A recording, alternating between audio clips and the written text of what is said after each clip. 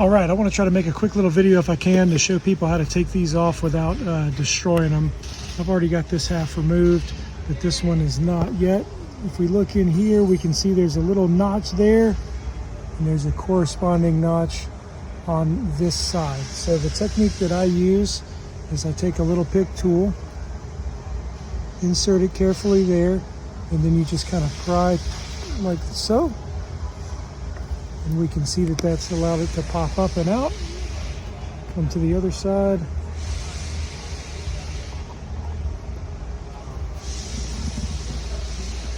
Like that. Now it's mostly loose. Just kind of pop it the rest of the way out. Let me see if I can get this out of here. There we go. Now it's out.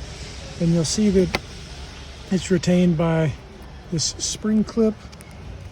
Technique I use for this is push it down like this and like that. That'll pop free. And then there's your spring clip. To get the spring clip out, I just pinch them together, pull it out. Now you can get your headliner down or what have you. When you go to reinstall this, simply take your clip,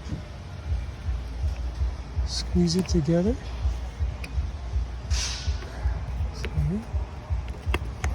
There we go. Snap it back in. Then you can just push it straight in and it'll click. Boom, there you go. Now you would take and reinstall this plastic piece. It wedges the spring clip apart, and that's where all of your strength comes from. That's really easy to take and mess one of these up. You can see we didn't damage it. We don't have big gouges or scratches in there, and then when we reinstall it, it's going to fit nice and flush. I've seen a lot of folks break these. I broke my fair share before coming up with this technique, and this works for me when I'm doing silly headliner noise concerns. Hope this helps. All right, I want to show another clip that's always a point of great consternation for technicians, and that's these different little hooks in here that retain this A-pillar trim for when you have side curtain airbag deployment. If we look in here, we can see that this is already kind of scratched up from where someone else has previously had this off. But the points that retain these, and just simply sticking a pry tool in there won't usually work too well. You'll end up destroying it. But is this tab here, if I come this way, this tab here.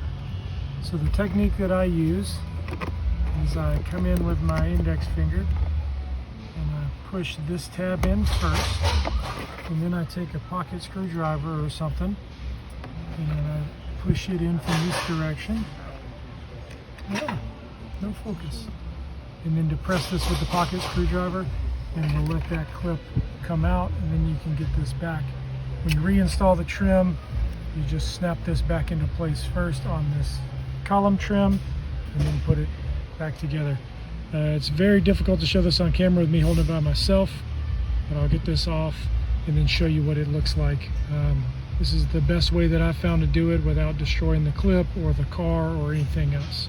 Let me get this off and I'll show you what I'm working with. All right, off camera I've been able to kind of pop this thing loose, so let's get in here and get him out of the car. There we go. And if we look here, we can see these two corresponding tabs that we were attempting to depress to remove this. And then before we reinstall it back in the car, take this guy and get him to seat back where he lives in the A-pillar trim, and you're just lining up the hole and popping him back in. Hopefully this helps you get these out without completely mangling them up. I forgive the background music here, my coworkers are blessing us with, but I got one more thing I want to show you. I'm taking the sun visors off, pretty straightforward here with the screws. This guy, however, just give it a clockwise turn and then pull it straight out. And then when you put it back in, you just push it straight in. Locks in nice and solid. Again, clockwise turn, pull it straight out.